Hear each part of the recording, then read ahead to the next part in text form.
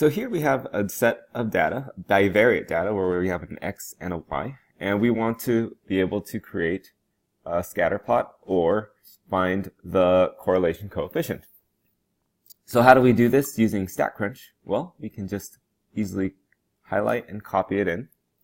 So I'll Control C to copy, and then make sure I start off in the titles area and do Control V, and it'll paste it in. And so first, let's see how we can create a scatter plot. Under Graph, we'll find that there's actually an option called Scatter Plot.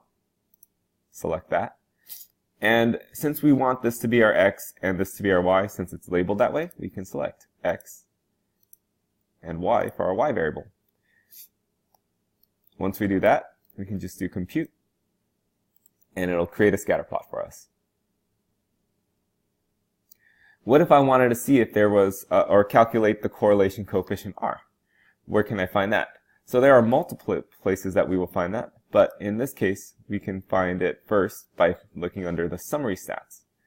So we can find summary stats correlation and select those two, and we can click the compute button. And there we go. This has a correlation of negative 0.75. So we have a negative downwards correlation. There's one other place that you're going to see is going to be useful, and we're going to be using this option a lot. It's under Stat, Regression, which you'll see in the next part of this lesson, and Simple Linear. So here again, all we need to do is select the x and y variable. So I will select x and y, and it'll give us a lot of information when we click Compute. But you'll see that the places that we're going to be looking at are right here. The correlation coefficient, R, it's given to us. It's the same one that we found using the correlation calculator. And this one you'll see also later on is R squared. So if we took this value here and squared it, it gives us the coefficient of determination, 0.5664, if we round it to 4 decimal places.